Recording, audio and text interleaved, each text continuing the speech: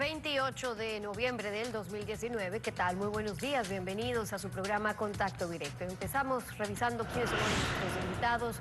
Nos acompañará Pavel Muñoz, asambleísta de la bancada correísta. El nuevo proyecto urgente exclusivamente tributario sigue lineamientos del legado correísta frente al déficit fiscal, una reforma tributaria recaudadora, una escasa austeridad fiscal, más endeudamiento, el crecimiento económico congelado. Lo vamos a analizar. También estará con nosotros Patricio Donoso, asambleísta de Creo y miembro de la Comisión del Régimen Económico. La comisión aprobó por unanimidad el informe del proyecto de progresividad tributaria para ya un primer debate en el Pleno. El primer proyecto urgente fue rechazado porque era recaudatorio y demasiado voluminoso. El segundo es menos voluminoso y exclusivamente recaudatorio. Lo conversaremos y además estará Luis Calero, experto petrolero. La administración eficiente de la riqueza petrolera es vital, pero se botaron por la ventana 2.000 millones de dólares en una refinería inexistente, otros 2.000 millones de dólares en la fallida repotenciación de la refinería existente en Esmeraldas, mientras la comercialización del crudo lo cedieron a Petrochina y hay centenares de procesos penales contra Petroecuador. Examinamos el caso. Con 84 votos a favor, la Asamblea decidió devolver con observaciones la proforma presupuestaria del 2020 al Ejecutivo después de un debate de más de 5 horas. Se le está pidiendo al presidente priorización y racionalización de gastos, entre otras recomendaciones. Les contamos. En la Asamblea había consenso para que la proforma presupuestaria 2020 no sea aprobada y regrese al Ejecutivo con observaciones. Así se cumplió, con 84 votos a favor. Sobre un presupuesto de casi 35.500 millones de dólares, se le pide al presidente que realice una priorización y racionalización de gastos, además de un plan de contingencia respecto de sus previsiones, entre otras recomendaciones. No es un presupuesto de crisis, no es un presupuesto realista, es un presupuesto mentiroso, que habla de que el gobierno no ha cambiado el modelo. Crearon una crisis inducida con tal de desaparecer al correísmo. Por favor, el anterior modelo económico es el que nos ha metido en este profundo hueco del que no podemos salir. Hubo quienes cuestionaron, por ejemplo, el presupuesto para las Fuerzas Armadas. No estamos en tiempo de guerra, porque muchas veces las Fuerzas Armadas más bien han sido o han servido para enemistarnos entre pueblos. Está desconociendo la inseguridad, señor Olivo, que tenemos en la frontera norte. O está siguiendo los mismos pasos que el señor Jaime Vargas para que haga la destrucción de la ciudad de Quito. Hubo observaciones sobre los temas educativos, agrícolas, violencia contra la mujer y los presupuestos para los órganos de control, entre otros. Va al Ejecutivo, el Ejecutivo incorporará, tomará en cuenta nuestras observaciones y presentará una nueva proforma presupuestaria en el plazo de 10 días. En ese caso, para ratificarse en sus observaciones, la Asamblea necesitará 90 votos. La actualidad, los protagonistas, el análisis y la información en Contacto Directo.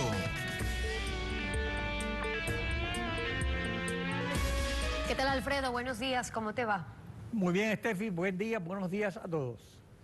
El proyecto tributario urgente y la proforma cuatrianual revelan que el gobierno, con el apoyo de otras bancadas, siguen el esquema correísta de déficit fiscal, reformas tributarias recaudatorias, endeudamiento, reducción presupuestaria solo en inversiones, asociaciones público-privadas sin éxito, monetización de activos también sin éxito, mantenimiento de la burocracia de servicios deficientes en salud, educación y seguridad, además deficiente administración petrolera y más deuda onerosa con China.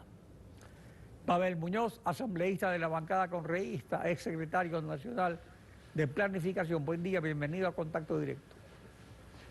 Alfredo, buen día, gracias por la invitación, un saludo a la ciudadanía. En la práctica, la oposición del correísmo es la única, tanto que para tener credibilidad se les ha unido el PSC, que critican el plan para dejar la mesa servida que ha presentado Lenín Moreno.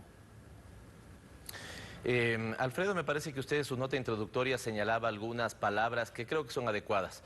Un manejo deficiente, un manejo ineficiente, es decir, lo que el gobierno se ha planteado como metas no las ha podido cumplir. Déjeme ponerle un ejemplo, por ejemplo, la ejecución del Plan Anual de Inversiones, a pesar de que este plan ya fue disminuido en un 75%, tiene una ejecución a estas alturas cercana al 40%. Eso lo que le está diciendo, Alfredo, es que un gobierno que a pesar de que ha marcado una línea, si usted quiere, político-ideológica, que fue distinta a la que fue elegido, tiene además de ese, que es un problema político, me parece que tiene un problema de gestión. Y es que ese problema de gestión no llegan a ejecutar bien lo que ellos mismos plantean. Por lo tanto, respecto a cuando usted hace la referencia a la mesa servida, que fue un debate que se tuvo al inicio de este gobierno, yo particularmente creo que estaban dadas las condiciones de desarrollo para que el país las hubiera aprovechado mejor, pero lastimosamente, como he sostenido en este mismo espacio, la política mató a la economía, no permitieron que esas bases creadas para el desarrollo nacional, no para el desarrollo de un sector, sino para el desarrollo nacional, se impulsaran. Me parece que hubo una desatención del sector económico en estos 2 años y medio y por lo tanto quererle tomar el pulso ya cuando ha pasado 2 años y medio de su gestión tiene problemas. Por ejemplo, no logra aprobar un decreto ejecutivo, por ejemplo, no logra aprobar una ley económica urgente que le toca mandar nuevamente, o por ejemplo, como el día de ayer, no pudo aprobar la proforma presupuestaria. Que dicho sea de paso, yo creo que aquí hay una posición de madurez seguramente desde la propia Asamblea y creo que desde el propio Ejecutivo. Pensando bien y pensando con calma, al propio Ejecutivo le conviene, le hace mejor que le hayamos devuelto ayer la proforma presupuestaria sin haber aprobado para que corrija algunas cosas. Solo cierro con un ejemplo. ¿Qué podría corregir? Usted tiene una regla fiscal y usted lo conoce bien, Alfredo, que debería poder cumplir. Esto significa que sus ingresos permanentes le alcanzaran para cubrir los gastos permanentes. Ya el año anterior pusieron $1.000 millones como expectativa en concesiones, en monetizaciones, que son en realidad privatización de sectores estratégicos que no las cumplieron. Ahora ponen $2.000 millones. Un ingreso que seguramente no es permanente, pero además lo ponen en la parte permanente. Cosas como estas, más la disminución de recursos para salud, educación, universidades, creo que le termina haciendo bien al Ejecutivo retirar esa proforma que ayer le hayamos devuelto y corregirla para que pueda ponerla sobre las necesidades nacionales. En el frente económico, los cambios visibles son de personas, de los ministros que representan ahora al sector privado, de un acuerdo con el Fondo Monetario Internacional que Correa siempre satanizó, de que ya el Banco Central no toma los depósitos del IES, la banca y los gobiernos autónomos para dárselos al gobierno. ¿Por qué es lo pernicioso de esos cambios ante la imposibilidad de tener dinero para cumplir? Alfredo, hay un adagio que dice una cosa es con guitarra y otra cosa es con violín. Y me parece que eso pasa con algunas autoridades en el frente económico. Una cosa es estar en el sector productivo, incluso administrar unas empresas, ¿no es cierto?, gerenciarlas, y otra cosa es estar al Estado. La economía privada no es exactamente igual que la economía pública, la administración de lo privado no es exactamente igual que la administración de lo público. Y muchas veces usted ve ahora, ¿no es cierto?, que personas que son funcionarias, que antes estaban del lado empresarial, que siempre criticaron algunas cosas. Dicho sea de paso, siempre criticaron cosas que hoy la están haciendo. Y esto me parece que de alguna u otra manera le ha generado un desajuste al gobierno para no poder tener la eficiencia que incluso habría querido tener. Las decisiones sobre cómo compone su equipo, esto es evidentemente solamente potestad del Ejecutivo, el presidente lo sabrá decidir, pero a mí me parece que bien le hubiera hecho o bien le haría refrescar algunas áreas que incluso le han agravado, si usted quiere, el problema de gobernabilidad, Alfredo. Cuando yo tengo un legislativo que no tengo consolidado, recordemos, lo he dicho también en este espacio, debe haber sido el único caso cuyo presidente decide romper su mayoría legislativa de 74 miembros y hoy no tiene esa mayoría. Por lo tanto, usted entra en un problema de gobernabilidad donde la política impera. A usted le toca básicamente negociar, digamos, la palabra, o le toca conversar para cada ley. Las votaciones no son consistentes, son votaciones de mayorías móviles. Por lo tanto, usted tiene incluso una mayoría que se dejó ver en la elección del presidente César Litardo, que no se ha dejado ver en la propia composición de las comisiones. La Comisión de Trabajadores tuvo que rearmarse. El que se va a Quito pierde su banquito. Ante un observador independiente aparece que la verdadera razón de la oposición es la actitud política de Moreno, que se apartó del correísmo, que no le dejó la mesa servida, ahí está la parte económica, Y sí quería, sin embargo, que le guarden el puesto a Rafael Correa y su séquito. Lenín Moreno fue engañado sobre la situación económica, por eso Correa voluntariamente no buscó la reelección, o él conocía la situación. No, no, Alfredo, yo no creo esto. Yo creo que conocía exactamente, pero decidió hacer un giro. Y decidió hacer un giro, si usted quiere, Alfredo, sin una dirección clara. Cuando usted tiene un país que camina en una dirección, es posible que ese país cometa errores en esa dirección. Lo que usted tiene es que corregir esos errores, pero de alguna otra manera, en una perspectiva de desarrollo nacional, consolidar el camino que se trazó. Si yo decido que voy a ir a la ciudad de Guayaquil en este momento y tomo la ruta A, y cerca de llegar, ¿no es cierto?, decido que esa no es una buena opción y vuelvo al punto de inicio para tomar la ruta B, estoy perdiendo tiempo, estoy perdiendo como país, estoy perdiendo las capacidades. Y ahí es cuando usted tiene algunos ejemplos, por ejemplo, de infraestructura que no fue puesta de manera adecuada hacia el desarrollo nacional. O le pongo otro ejemplo, yo me reuní con muchos inversionistas o representantes de inversionistas extranjeros a los primeros meses de este nuevo gobierno y la pregunta era, ¿qué necesita? ¿Hacer algunos ajustes sobre un modelo económico que ya caminaba o hacer un cambio radical? Los propios inversionistas reconocían que se debían hacer unos ajustes sobre el modelo que ya caminaba. Si usted revisa incluso cuando Carlos de la Torre estaba frente al manejo de la cartera de finanzas, de economía y finanzas, tuvo comentarios críticos respecto a determinadas políticas del gobierno anterior, pero las encauzó en un mismo sentido. Fíjese cómo estaba en ese momento el riesgo país, no tenía los niveles de ahora. Fíjese cómo estaba el comportamiento de los indicadores económicos o sociales, no tenían el deterioro del de ahora. Entonces a mí me parece que cuando en un país, en perspectiva de desarrollo, usted decide no solamente desarmar lo que ha logrado consolidar, sino volver al punto de inicio y que no sea claro la ruta y que incluso esa ruta que no es clara es poco eficiente, va a tener los problemas que ahora tenemos todos los ecuatorianos. Esta es la posición de la bancada correísta. Pavel Muñoz, asambleísta, gracias por acompañarnos en Contacto Directo. A usted. Estefi.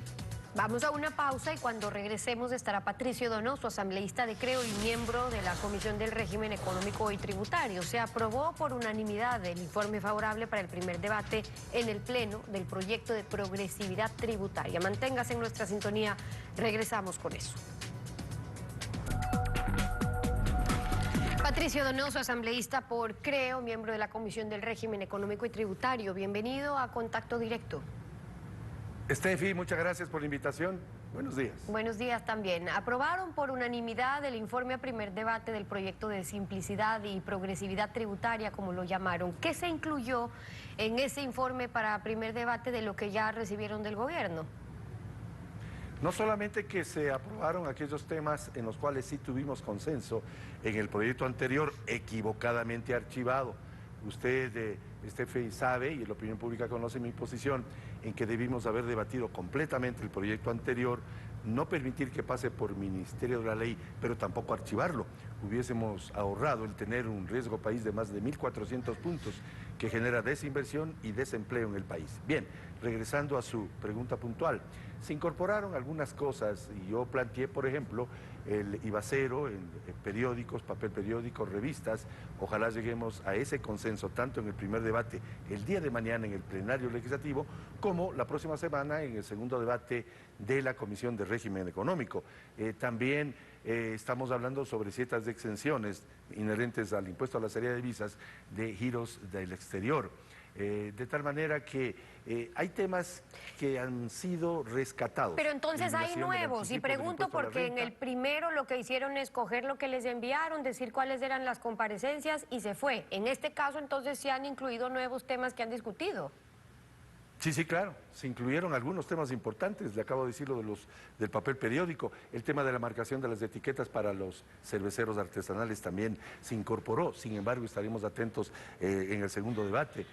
Se incorporaron temas referentes a los vinos de producción nacional, se incorporó, y este es un tema importante, Stephanie, el drawback simplificado para los exportadores, que le daría mayor capacidad a quienes hacen el exigente trabajo de exportar. El Internet, el tema del Internet relativo dar este servicio a más de 350 parroquias que actualmente no la tienen en el país, sobre todo aquellos de la ruralidad. Entonces el proyecto, y mire usted que se votó por unanimidad, tiene cosas muy positivas, por supuesto, tiene de las otras también. Ya vamos a hablar de esas otras, pero para este viernes tendrían previsto entonces debatir en el Pleno, pero ¿ya habría consensos de las bancadas políticas con el gobierno? ¿Con ustedes también se reunió el ministro?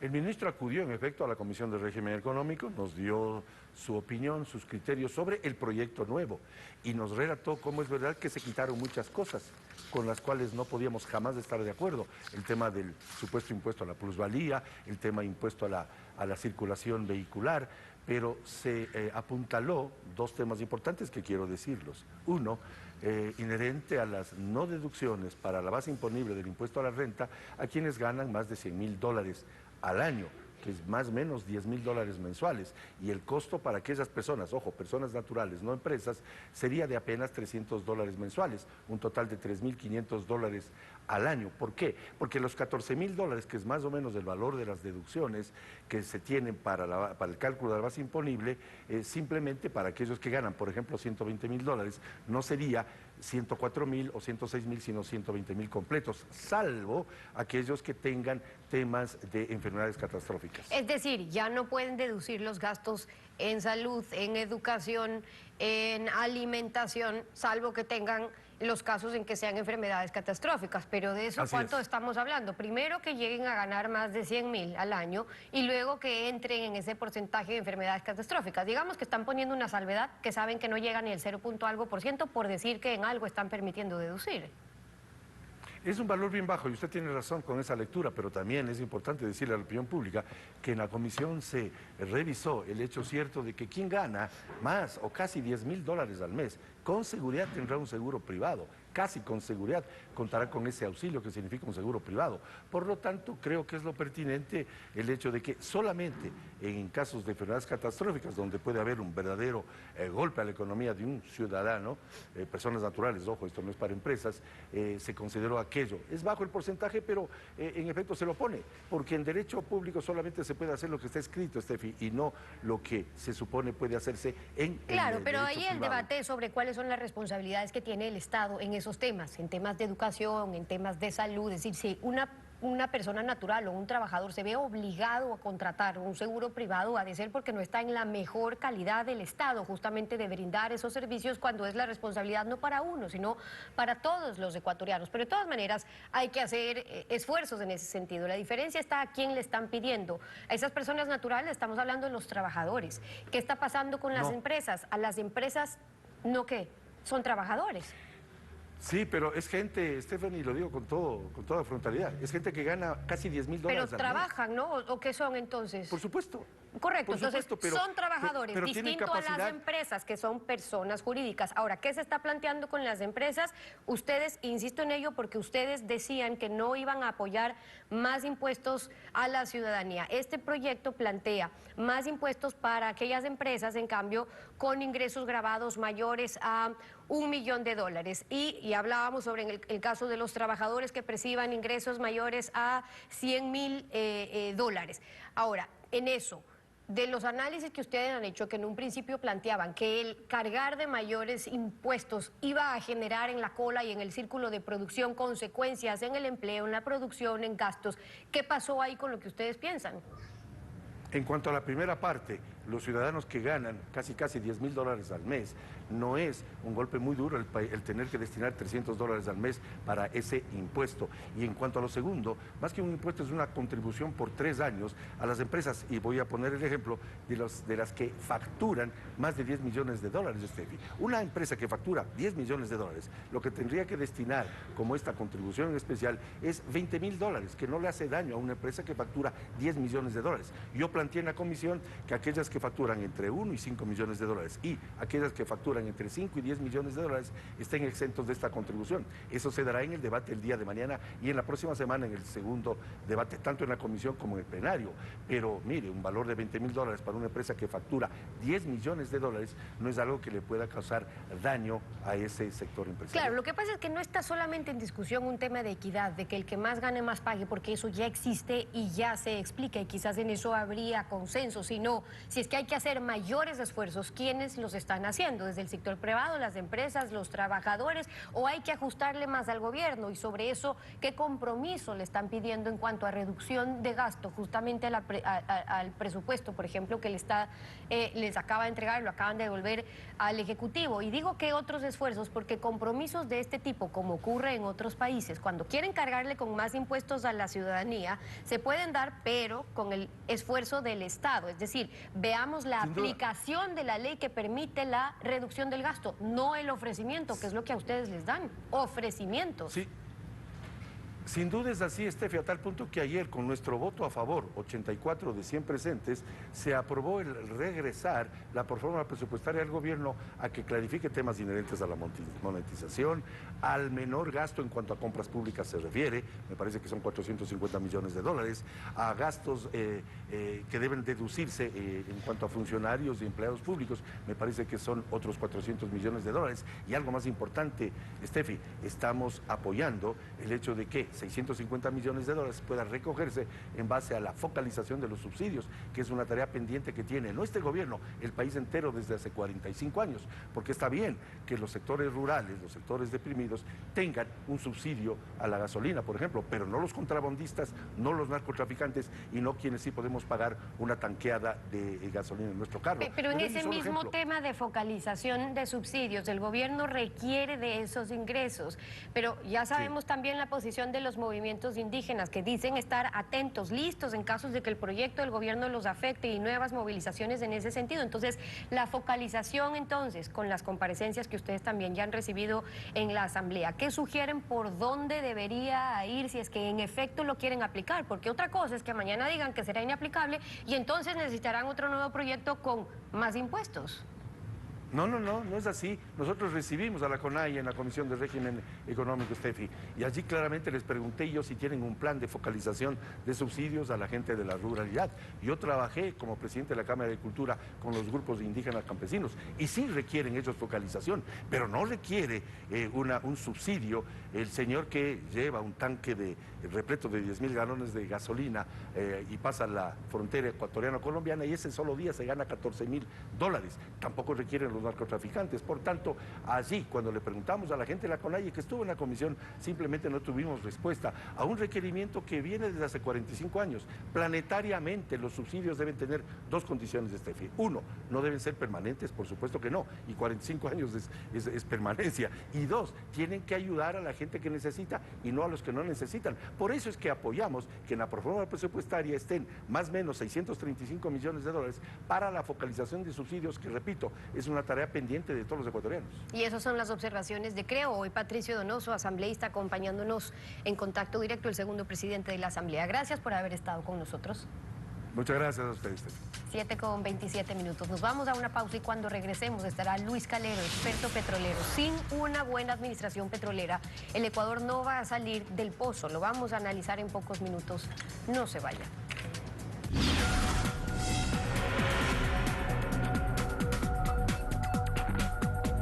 La buena administración petrolera es vital para el Ecuador y si el petróleo atraviesa una crisis, el Ecuador está en crisis. Luis Calero, experto petrolero, buen día, bienvenido a Contacto Directo. Buenos días, Alfredo, gracias por la invitación. Se dice que el primer mejor negocio del mundo es el petrolero y el segundo, uno petrolero mal administrado. Ese es el problema cardinal del Ecuador, que ha mal administrado su riqueza petrolera. Sí, definitivamente, y de manera concreta en los últimos años, especialmente en la década del gobierno del economista Rafael Correa, en la cual prácticamente se secuestró desde el Ministerio de Finanzas a la empresa pública, a la empresa petrolera ecuatoriana, porque si se habría cumplido lo que dice la Constitución y lo que dicen las leyes respecto al manejo de los sectores estratégicos y de manera concreta al sector petrolero, el asunto habría sido diferente. Un manejo empresarial, un manejo autónomo de Petroecuador habría producido recursos y réditos mucho más que suficientes para el Estado ecuatoriano. Ello no sucedió porque se vinculó necesariamente a los apetitos y a las necesidades de la caja fiscal la gestión petrolera, y ahí parte del fracaso. Hay muchos aspectos del negocio, pero que Petroecuador haya cedido a Petrochina la comercialización externa del crudo para que Petrochina lo entregue a intermediarios, porque no es Petroecuador sino Petrochina, que lo revenden a refinadores de Estados Unidos, manteniendo así a Estados Unidos como primer socio comercial cuando realmente China. Solo se puede terminar si se revoca esta cesión a Petrochina. ¿Eso es posible o Correa lo dejó atado como garantía prendaria de los préstamos de China? Veo bastante improbable este mecanismo, esta opción, porque simple y llanamente no hay que olvidarse que desde mayo del año 2009, sucesivas reuniones, negociaciones, suscripción de actas y luego de acuerdos formales entre el gobierno ecuatoriano y el gobierno de China, el famoso acuerdo 4 partes, por ejemplo, celebrado en el año 2010, dieron origen, en primer lugar, a transacciones de carácter financiero. Es decir, en ese año todavía directos. la Marina administraba Petroecuador, ¿no? Todavía, y parecería que eso era parte del esquema para poder determinar este tipo de actitudes.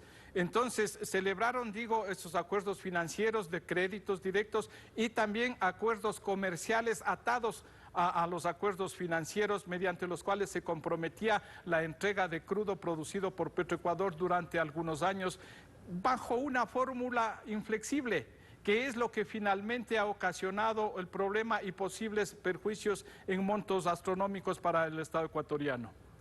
La venta intermediario es buena cuando solo es marginal, y así lo hacía el ministro de la dictadura nacionalista, Harry Gampudia. Cuando había el consorcio CP-Texaco, Harry Gampudia efectuó exitosas ventas spot y Texaco como refinador comercializaba la mayoría. Actualmente, ¿qué porcentaje de nuestro petróleo está entregado a China y cuál sería el perjuicio para el Ecuador? Usted habla de perjuicios muy grandes. Mire, la intermediación por sí misma no es mala, es parte de la estructura de comercialización de cualquier producto en el mundo y en cualquier tipo de sociedad, sea una sociedad capitalista, una sociedad liberal, una sociedad socialista o comunista. La intermediación es parte fundamental, es parte, condición sine qua non de la vida social. Pero lo que sucede es que cuando se negocia en términos inadecuados, cuando los intermediarios posiblemente son los que ganan jugosas comisiones, el asunto está mal.